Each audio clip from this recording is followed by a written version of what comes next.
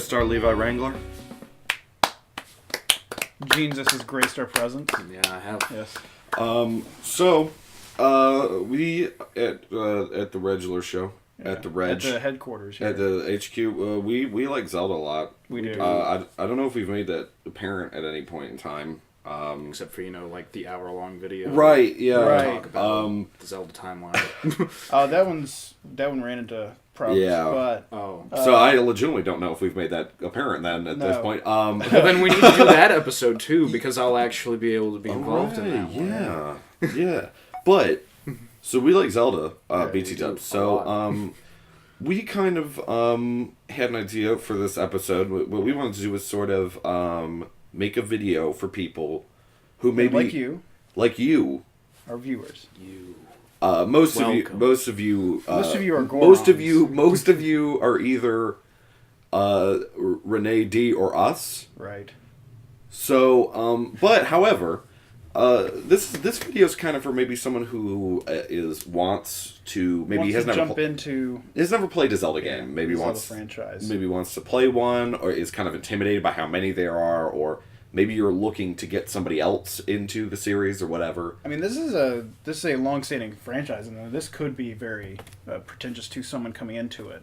Yeah, because a lot of people do. This is one of those series that people just talk at lengths about. Mm-hmm. So, which you now have to look forward to, right, for the next 20-ish minutes. But I think it can be. I mean, I've been in that situation before where I've been trying to get into I just missed a series somehow or something like that, and it's intimidating trying to. Like, what do I do? Yeah. Oh yeah. Well, that would be for me as well. I've never played a Final Fantasy. It's been like I'd need that too. Yeah, I've never been able to get into it because I'm just sort of like how where do I start? What's good? So that's kind of, I guess, the concept of the vidya. Mm-hmm. So let's get into the game. Let's do it. Basically, this we kind of came to a consensus about the first game you should play. Right. The very first Zelda that I think we all think. Baby's first Zelda. Baby's first Zelda. Yeah, the one that represents classically the whole series as a whole. It's kind of split between two. Yeah, because there's two different in the franchise of Zelda, there's two play styles or game styles. There's a 2D. It's 2D Zelda, and then there's 3D. Yeah, these play similarly. They have similar, but they do play differently. Mm-hmm. And they are, they have continued making 2D Zeldas, on the handhelds. Mm-hmm. So they are kind of two separate. They're still relevant as being separate. Right. Yes. Definitely. And they're more so than the Mario series. Separate. And it's something that we decided there was enough of a difference to say, okay, we've got Ocarina of Time for our 3D pick. The 3D currently has a 3DS port that you can play. Very good. Very nice. Good. Very, very easy to find, too. Accessible. And then for 2D, we picked Link to the Past, which came out initially on the Super Nintendo, but came out again on the Game Boy Advanced. So it's a little bit easier to find if you wanted to go out of your way to, find the original Super Nintendo copy, or you found that to be too difficult, you could still fairly easily find a Game Boy Advanced copy. Or you can get it on the Wii Virtual Console. You can get it on the Wii Virtual Console, exactly. So it's a very easy game to find. But why we chose these two? Because Zelda as a whole has lots of different parts to it, functioning to create just a grand game on a grand scale. So you've got the adventure portion, you've got the story portion, you've got the equipment portion where you got to have certain equipment that's how you solve the puzzles in the game. And some of the games focus more on one part than the other. Ocarina of Time and Link to the Past both really well marry every single part, but not in a super extraneous way. Yeah, I think to me it's just classic. Both of them are respectively for those two types. They're just classic. They're just base. Like that's what. This is the essence of Zelda. Yeah, they just to me set the foundations of those two respectively, and everything after that has been building up. I mean, particularly, we've discussed I think before. Oot casts a very long shadow over Zelda, and almost every time I play 3D Zelda, I go, oh, okay, yeah, like, that was kind of like Ood, or it's a very, and I think it's, both of these are really important games in the context of the series as well. Yes. And I think they're good. Yeah, they are. Yeah, so... But, I mean, do we want to take the time to sort of explain why we think, like, a little bit more in-depth, why they're... Why these are first, the ones why to... these are the sure. ones? Yeah, I would say so. Okay. Because, like, for me, for Link to the Past, it's partially because it's from a simpler era, you know, Right, yeah. Super Nintendo stuff, It capitalized on like the old NES. Yes, on the old NES stuff, but it wasn't Nintendo hard. It is difficult at parts. At parts, it is difficult, but it has a difficulty curve, as opposed to like the brick walls. Very balanced difficulty, I think. You don't struggle against the game; you struggle with it. Yes, and very good narrative. I actually enjoyed it. It's Solid not. narrative. It's not. It manages to be, just because it was all explained in text back then, it manages to be a manageable amount of text. I never felt like I was being bogged down or stopped for a particularly long time to read things. You don't have to read 8 novels. Yes, and if you wanted to, if you can skip it if you really just don't care for some reason. Yeah. Yeah. Some people don't care about narrative. Some people don't care about narrative, which is sad. That is sad. I'm getting phone things. Anyway. Yeah. And that's that kind of is a good transition point, because I do think that Ocarina of Time has a better story to lead you along, in terms of that's kind of where the 3Ds take over, because the 2Ds are more about the gameplay, the 3Ds are more about an engrossing story that really pulls you in, and it I kind of use the notion of being drug along, but it's not really being drug along. It's more like you're kind of enraptured with the story. You're just caught up in it. There's I think an important distinction, and this is actually it's an interesting 2 games to talk about, because this is where the split occurred. What I consider modern Zelda and kind of more the classic Zelda. Modern Zelda is more about puzzle solving, or coming into a room going, okay, what do I do here? How do I solve the puzzle? Whatever. 2D Zeldas are half puzzles, but the puzzle elements are much lighter, and it's more about combat. They're they're quite a bit more difficult. And the puzzles are in the 3Ds. The puzzle is the dungeon is a puzzle, whereas in the 2D it is on a room by room basis. Yes, and it's the same thing actually in modern Zelda. The bosses are puzzles, and that you go, how do I use the item I've acquired in this dungeon to defeat the boss, whereas when you go into something in Link to the Past, you're not necessarily going to use... no, that just about each boss uses the item you acquired. Because if you go in... There are only a couple that don't. Some of them are better against some, but you don't, have to use the bow to defeat the Armos Knights. No, you don't. Have to pick up rocks and throw it at the giant caterpillar dudes. There are no, But I think any of the active, because that's a passive use item with the gloves. Right. Any of the active use items that you got, you could use against them, except the 6th boss, right? Because you couldn't actually use the cane in that fight. Yeah, because it's. Basically, in modern Zeldas, they would structure it more so that you did have active items and did have to use them. And this one's a little bit... It's you choose what you... It's like a choose your own adventure. Which I actually prefer, kind of that style of boss fight where it's not just, okay, how do I use the boomerang in this boss fight? Oh, okay, I see it, and then you win. Yeah. But I think both of them are really really accessible. I think you can come in, I don't think you need... And this is a good thing about Zelda at the end of the day, is that there isn't a long-standing narrative. They kind of... Some of them are sequels to other ones and so on and so forth. Yeah. But you can create your overarching... But they basically kind of restart the continuity with each one. Yeah. And because that's what each one is self-contained. Yeah. So you can really jump in anywhere. Obviously, you shouldn't do that, because you should play one of these 2. Right. This is where we recommend... This is where we recommend jumping in, because jumping in at a different point can actually be detrimental to a Zelda experience, as we will cover as much later. as we like Zelda, some of them aren't... Or they are varying in quality. They're not all AAA, home run type games. Because, the next ones we need to do are, easy ones. Right, ones that are too easy and don't really... They kind of sometimes focus too much on a certain part. Mm-hmm. Link Between Worlds focuses a lot more on just the action aspect and not more the adventure, and no story at all, basically. I think these are just really... These 2 games are just really accessible, well-rounded experiences, I think. everything that I think we love about Zelda is present in these games to some degree. Yeah. Whereas other games maybe are lacking in certain fields or whatever. These are just really well-rounded, solid kind of experiences. Go Zelda. What? Go Zelda. Go Zelda. Those are good. I like Zelda. He's a pretty cool guy. How do you make Zelda jump? How do you make Zelda jump? Oh, you can't. Unless you have the Rock's Feather. That's a Zelda joke. You'll understand one You'll day. understand that now that we've introduced you to Zelda, after you've gone through and played all the Zelda games, you will understand those jokes we just made. So you come back. So come back, and Watch you'll it appreciate it. again and Meta. again and again, and give us views and money. So for the rest of the games, what we've done is we've divided them up into 4 additional categories. Yes. There's beginner, which are basically any of these are really great second or third games to play.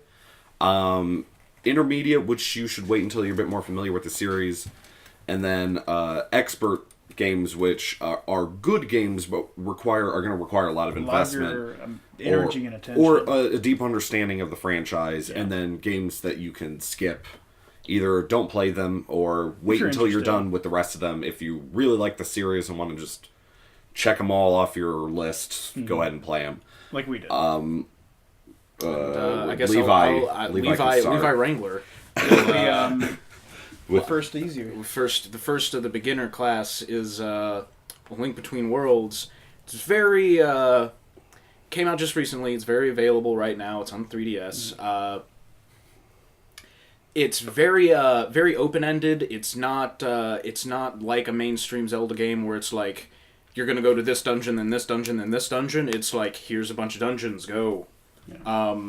It is also different from it in the respect that normally you get your items out of the dungeon, and you have to use those specific items in a specific way to unlock a new area. However, in this, you are just sort of given access to all of the items right off the bat. Yeah. That, along with the fact that there's not a whole lot of story, because the only time you ever really get like anything story-wise is like right after you beat a dungeon, you'll get a little clip of something, but then you just go back. Right. It's kind of like a dungeon crawler. Yeah. It's also very short. Well, not very short. It's like an 8 to 10 hour game. Short for a Zelda. It's short for a Zelda, but that's about how long a playthrough of Link to the Past is, which is essentially what it's based off of. They actually take place in the same world. It's pretty much the same exact map. It's just like, thousands of years in the future or whatever. There's not too much hidden stuff. It's not bad, and it's just really solid. It's just a really solid, good, easy beginning point. I don't think anything that if you come in new to it, I don't know if it's going to set your loins aflame. Yeah, exactly. That's the thing is I wouldn't suggest it first because it's not quite that quintessential Zelda experience. And speaking of that sort of problem, we've got Twilight Princess, which is quite a nice game, and when it came out, it was extraordinarily beautiful, I guess, in terms of the Wii at least. I still think the game looks excellent. And that's one thing to regard here, is that it was a GameCube game, and it looked amazing on the GameCube, and then a Wii launch title because it was GameCube, and they just kind of ported it with the Wii remote controls. If you're looking for a more quintessential approach, probably do the GameCube version. The Wii one was the one I played, and either way, it's still a good game to play. However, there's nothing really stand out. Nothing really stands out about it because it's solid. It's very solid. It's got the traditional dungeon system.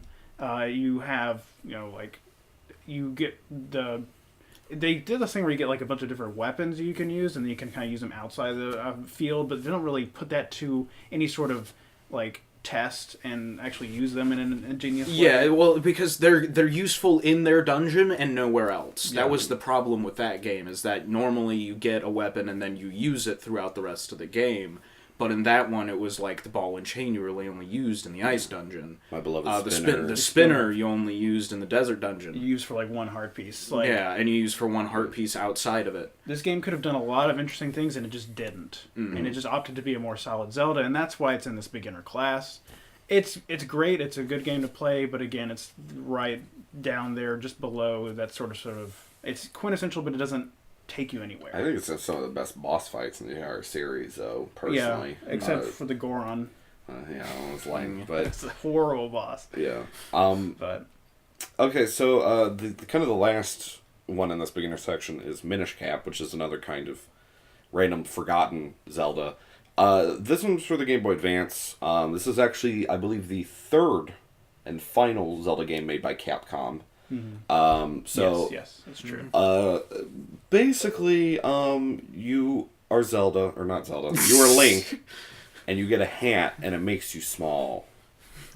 And that's like the concept. Well, that is the gimmick of the game. Yeah.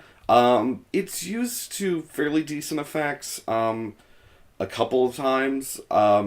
Well, most of the beginning dungeons actually take place just entirely as you being small. Small, yeah. The first dungeon, I think there's one later. Basically, this is a very solid game. I think it's probably, me personally, I think it's the best looking game on the Game Boy Advance.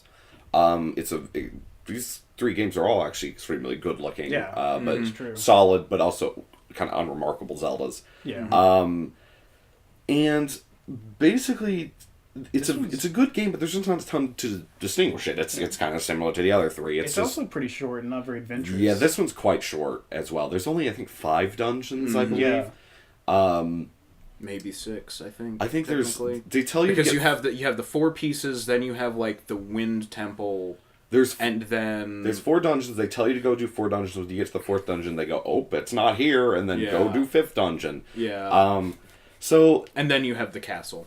Then you have the castle. It's a good game. Also, doesn't really have a very solid narrative. Yeah. Kind of a dull narrative. But it's just, if you want a good Zelda game, a solid Zelda game, there it is. Yeah. It is pretty good. I like it. I think it's a pretty underrated one, but what are you gonna do? Yeah. What are you gonna do? That kind of concludes the beginner's course of Zelda. So you can move on to from the 101 we gave you earlier. But now we gotta get a little progress more in our you're familiar. Our hero boots. You don't even have to play, I would say, although in beginner maybe just do Oot or Link to the Past, and then maybe play both of those, and maybe play one from here, and then I think you're probably pretty much ready to jump into intermediate. Which our first intermediate is Levi. What is the first? I've forgotten. You forgot what yours is? Exactly. Yeah. Is it? Because Professionalism. Yours is Skyward Oracle. Sword. Mine's Skyward Sword. That's right. Okay, because I remembered your 2, and I was like, "What's mine? what's my line? What's my line?" Okay, Who's line? Skyward Sword. Why it's intermediate? Skyward Skyward Sword is, again, it's not that it's more difficult per se. It just has a lot of things done wrong with it. It's very flawed. It was a flawed game. It's not that it wasn't good, but it was flawed. The biggest flaw being that it had waggle controls. And by waggle controls, I don't mean you can just... Because that was the thing about Twilight Princess. Twilight had waggle. It had waggle, but you could just go like this, and you would just auto-slash. You just did this. You had to be super in this, precise. you had to be incredibly precise. This was Legend of Zelda Surgeon Simulator. I thought it was its Basically. original Yes, title. exactly, because there were certain enemies in the game that could only be killed by vertical slashes or horizontal Fucking slashes. Dekubabas, man. And the Dekubabas would actually change between the two That's on probably, the fly. They're probably harder And than the final you couldn't boss. you couldn't just go like this to do a vertical slash. If you did that, Link would go like. And then there was the Ghirardelli fights. Yeah. Like you had, he would hold his sword a certain way, and those were exceedingly annoying to me because I would do it exactly right, and the controller would be like, "No, you didn't." Yeah. So- The control scheme crippled that game. Yeah. I think your mileage on Skyward Sword is going to vary depending on what your tolerance for motion controls are. Yes. And you also the other crippling factor about it to kind of move us along is it's very linear. It's like go this place, then this place, then this place, then this place again, then this place again, then this place again, then beat the game. Yeah, it's got a lot of wasted potential, which is kind of a bummer. Yeah. And it's also not really free and open. That The whole part on like it was like the you birds. get the birds and it's free and open. It's not really. No, there's There's nothing nothing to explore up there. It's got a good story though. That it's one of the 4 story heavy Zeldas, and that brings it up a little bit, and it looks gorgeous. It's a really good looking game. But the next one we've got are the Oracle games, and this one's kind of an interesting one. It's like on the verge between because the way to really play these games is to consider them as one game because that's how they were built. You transfer your game data from one to the other. It's Oracle of Seasons and Oracle of Ages for the Game Boy Color, and you transfer them after you're done with one to the next, and you go back and you eventually defeat Ganon. So that's the whole time, like the whole story of that game. These, and to come to the storyline of these aren't very strong, so that's what kind of lets it down. But this is one of the most adventurous Zeldas out there because it's got a huge map, and if you just times that by 2, or really by 3.5, because there's the Subrosia, and then there's the Ages time map, and then the more recent time map.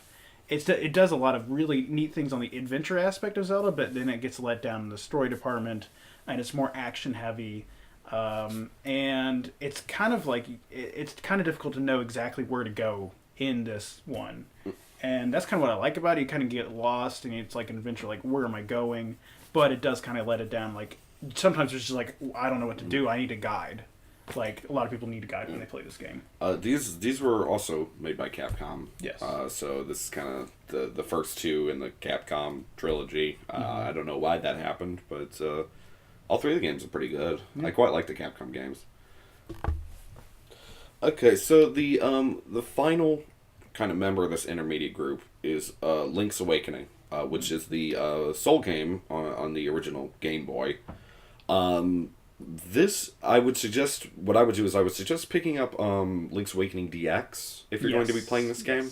Yes. That is the Game Boy Color re-release, and it's also the DX console version is available on the 3DS Virtual Console. So it's a pretty easy game to get. I really, really, really like Link's Awakening. Basically, you are Link, and you get kind of shipwrecked on this island, and shenanigans ensue. It's a very kind of...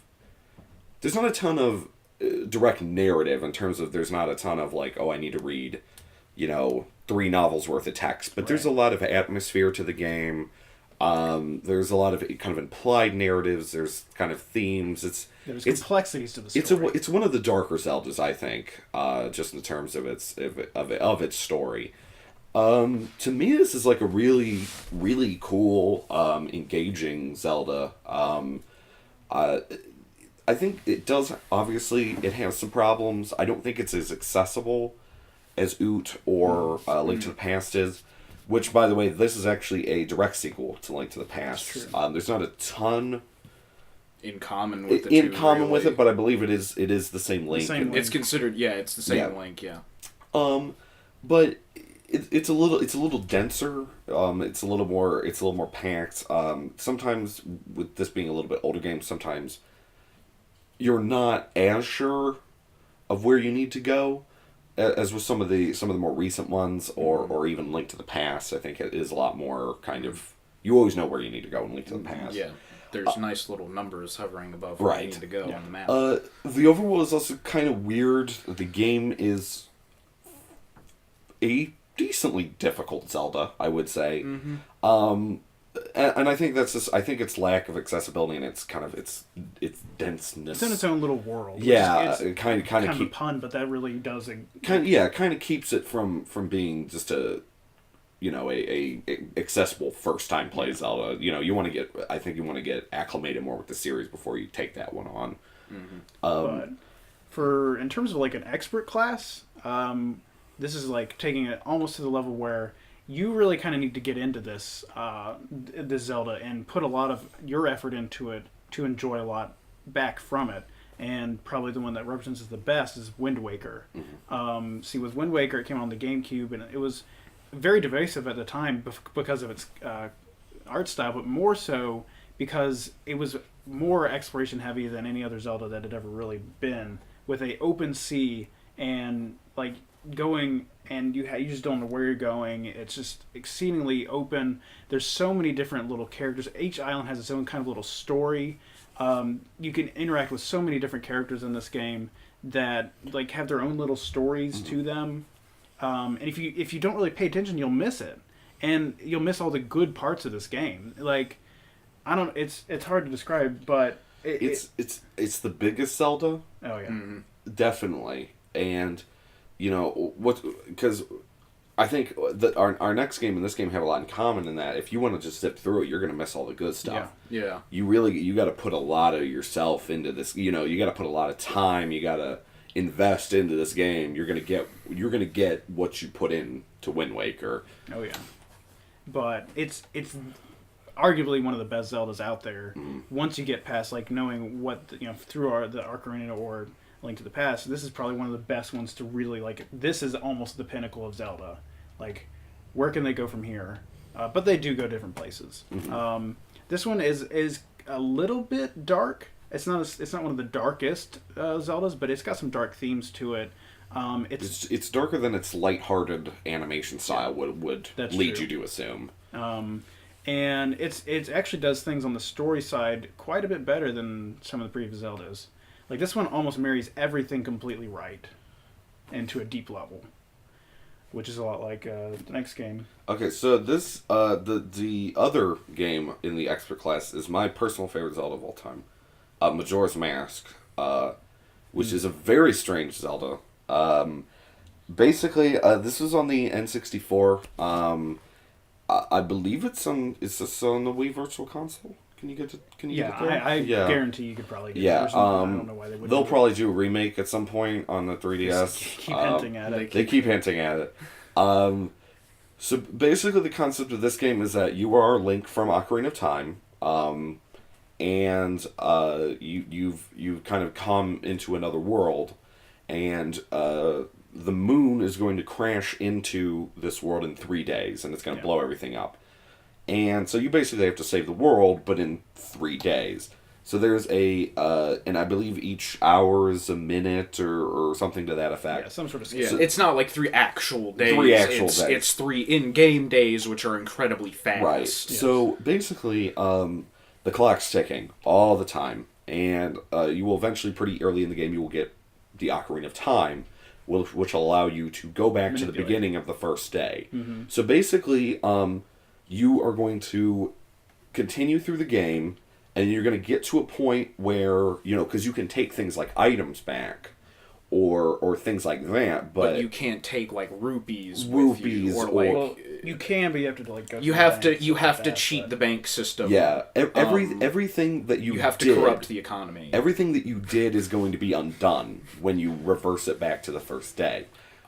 Which includes dungeons. Which includes dungeons as well. However, you don't need to do each dungeon over again. Basically, you'll get to points where you'll do a thing, and then you'll get, say, an item, and that item will allow you to progress to the next area independent of this thing. It's a very complicated, weird game. Yes. I've never seen another game like it. Probably one of the more difficult Zeldas, too. It is. It's a fairly difficult Zelda. It's also...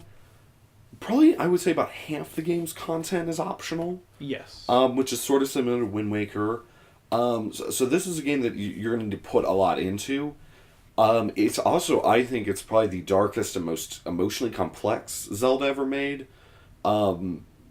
This game can get really dark, like real dark. Like my dad got turned into a zombie and now he's going to eat me type of stuff. Like, so... Yeah, I really like this game, though. It definitely is not one that you'd want to start out with. No. It's very unique in terms of the franchise, but I think it's a really rewarding game, and I think it's probably one of the better looking games on the N64 as well. Yes. Because it used the X-Back, came out near the end of the system's life cycle, so I think a lot of people missed it as well. Yeah.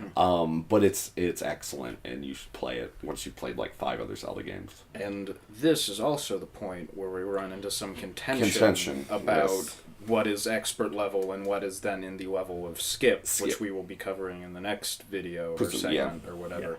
Yeah. But I would actually contend that there's one more expert. One more expert, which is Zelda 1.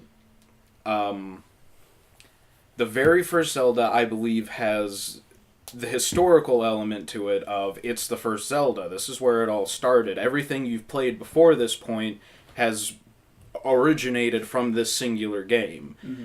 And it's weird because it belongs in expert because it's Nintendo hard and it's Nintendo vague. That's a very, like, you might have heard of Nintendo Hard. I doubt you've heard of Nintendo Vague. We just made it up just now. Because I just made it up just now. It's so vague, you can only never heard of it. It's why you've never heard of it. Right. It's vague like original Metroid's vague. Yeah. There is no overworld map, and the map's huge, and there's a very limited dungeon map. And those are huge, and it's like you wouldn't have any inclination of how to do anything in any dungeon, where any of the dungeons are. You were not led along by anything. You were not led along by anything. Which includes story, unfortunately. Yeah, unfortunately. But I believe it belongs in the expert just because it is the origination. And that's my 2 cents on it. I would disagree with that statement.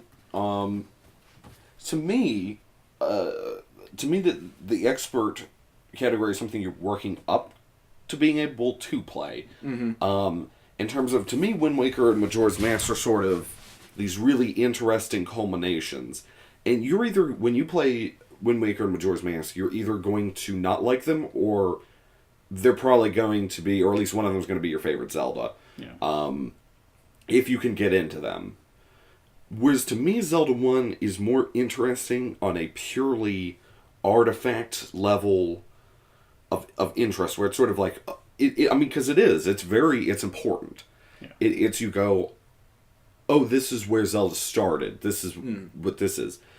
But to me, I'm not building up to being able to play Zelda 1.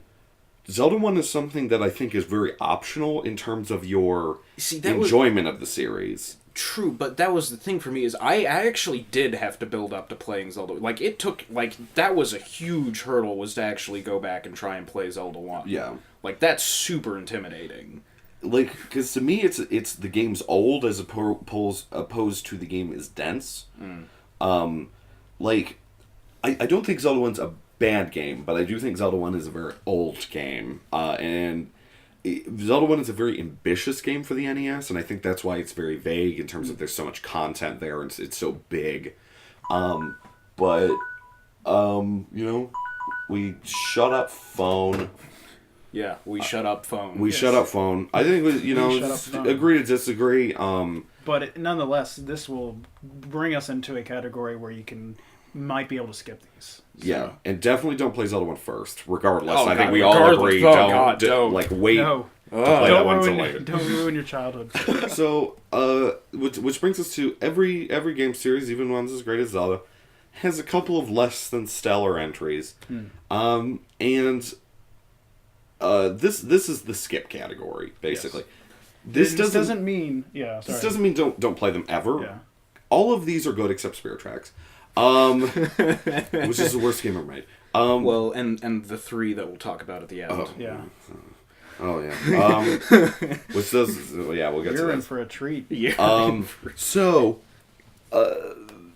Yeah, basically, so we already talked about Zelda 1. Jesse, or not Jesse. Who is Jesse? Who is Levi Jesse? Wrangler. Levi Wrangler will talk about Zelda 2 we'll talk about, as well. Jesus, I think you're confusing Jesse for James. Levi Wrangler and I similar have obviously had a discussion with Zelda 1. Levi believes that Zelda 1 should be an expert. I believe it should be in the skip category, and that you should come to it after you finished everything else on the list and then review it, but whatever. But these ones just don't really have enough to offer to say. We all agree on the next 3, Yeah. as I recall. What's the first one? The first Levi? one is Legend of Zelda 2: Link's Adventure. I think this is probably the one everyone knows is not very good. Yeah, this is the one that, like, the black horse, it's the the black sheep, horse, or it's whatever. It's the black sheep of the Legend of Zelda family. Because it was again, it had sort of that same ambition from the first game, but it was executed rather poorly. Mm-hmm. Right. They changed so much. They changed so much. That was just Nintendo hard. It wasn't even Nintendo vague like the first one was. I mean, it is. But it is legit Nintendo. That is Zelda 2 is hard. Yes. Like Vera Nintendo hard. Like rip out my hair, throw controllers. Yeah, hard. no, I have only ever played all the way through Zelda 2 once, and I never have to do it again. Yeah. I never have to do it again, and I am so thankful for that.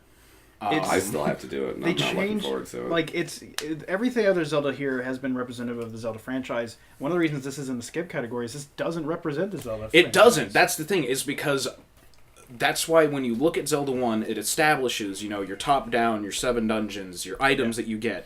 This game was very much against that, in that it was just Zelda. Kind of roaming around a map aimlessly. Mm-hmm. Finding stuff in a side-scrolling setting, which was very awkward and Nintendo hard, that you could only use in those side-scrolling sections. There weren't many things you could use in the overworld map, and that was the other thing, is it had the distinguishment between an overworld map and a dungeon map itself. And then you had the town sections. And then you had the town sections, and I Am Error, and... my favorite character. My favorite character, Error. And then, like, the... I think it's, to me, the game is... Well, so I think there's just some misconceptions about this game. There are people that like this game. Mm-hmm. So here's what I'll say. I think for what it is, it's okay. It's a fairly fine game for what it is. You have to understand that obviously they hadn't there was no Zelda. There was Zelda 1, but there was no 2 billion games of Zelda. This was the second game. I think, to me, it's sort of like Zelda 1 in that I think it's an interesting artifact. It's sort of an interesting what the game could have been. Yeah. Mm-hmm. What had happened if this game was more successful? What if they had decided to build off of Zelda 2 going forward? Because that was the other thing, is it also had the RPG elements that no other Zelda game had really had. You actually had, like, stats and it was things. sort of morphing into a more conventional JRPG than an adventure game. There's a lot of Japanese games that remarkably are similar to this sort of game style, where it was more top. And like you said, it's a good game, not a good Zelda game. Right. I mean, even Shigeru Miyamoto said this is the worst game he's ever made. So, that's saying something. Because he made Wii Music. So, the next game on this list, which isn't nearly as bad, I guess, if Shigeru Miyamoto had any sort of hand in it, but it is, in our opinion. I mean, it's at least still representative of Zelda, but in that regard, it just makes it worse. Because it doesn't have the thing like, oh, this is an okay game outside of Zelda. It is Phantom Hourglass. One of the big reasons this one is so bad, and why we skip it, and it's not like, this is just a very mediocre Zelda because it represents everything Zelda, but what it did is it added things like touch control only controls, like the DS has like 8 buttons on it, but it really doesn't. Just forget it. Everything is controlled by the styles. This is the first one that established that, and that's why this one is very low, and in the skip category, is it establishes that. Also, the gameplay elements, this one only had, 3 or 4 dungeons? It only had 4 dungeons, and then in between each dungeon, you had to go back to the Ocean King's temple. Ocean King, and Temple keep doing this. I stealth don't know sections. What they were thinking. This game has to me, there's 2 main problems with this game. There's the touch only controls. Yes, that's a problem. This isn't an iPhone. This thing has this, you look at this, it's got buttons on it. It's got 12 freaking buttons on it. Using it sometimes as a convention game, that's cool. That's fine. But, all of it, though, it doesn't work. You had to use it to move, attack, just, literally everything. Roll, select your items. Select your items, different items. It doesn't work very well. I think Skyward Swords work a fair amount better. Yeah. This is a pretty failed experiment, to me. The second one, there is a lot of questionable game design decisions here. Yeah. Temple of the Ocean King, not only... So, the way Temple of the Ocean King works is, you do, say, floors 1 through 5, and by the way, these are stealth sections, basically? Yes, they're stealth sections. You can't actually defeat any of the enemies in this temple. So what happens is, you go from floors 1 through 5, and then you beat a dungeon, then you come back, and they go to floor 10. To get to floor 10, you have to beat floors 1 through 5, and then continue on from there. No teleporting. There's no teleporting. So at the 4th dungeon, when you have to get to floor 20, you have to go through all 20 floors. 75% of which you've already done. Yes. Yeah. And these are stealth sections. It's a very questionable sort of what were you thinking? Yeah. Which makes the next one even worse. So this is the one They I said. decided to base another game off of the same failed experiments. So Spirit Tracks is, I will say it, worst Zelda game ever made. I'll say it again if I have to. Zelda 2 is interesting, and again, isn't bad. it has that artifact basis. Yeah, but this one is sort of like, it didn't really work in Phantom Hourglass. I don't know why you did it again. And it's very bland. It's got people with train feet, which is stupid.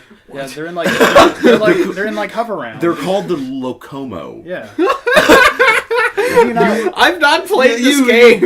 You play a flute by touching. Oh yeah, there's a pan flute. They expounded upon the controls. Yeah, and you touch the flute and like blow into the mic, so you feel like a moron. He's making those hand gestures not to be stupid. That is actually the That's best how way to hold because the system. I played it on a 3DS and the mic's down here, so I had to hold it like this and then clap the screen up and kind of go like that, and this game's real bad. This also has a bunch of stealth sections in it. Ooh. However, what you now have is you have Zelda as the Phantom. the Phantom armor. She can possess one of them, and she controls entirely not through the stylus, but in terms of you clicking on her and then drawing lines around. And they ask you to do some pretty precise stuff with that, and you're not gonna like Zelda much after you play this game because she's just like clunking around and falling into. Oh my god, I could go on for about 50 minutes about how much I hate this game. There is no overworld. There's no overworld. You travel completely by train. So now in say Wind Waker or Phantom Hourglass, now in Phantom Hourglass you have a boat. And you have the ocean, and you draw a line, and that's where the boat goes. In this one, they don't have that, though. You have to stay on train tracks, and it takes roughly, 2 hours to get anywhere, so you're just sitting there, Choo-choo.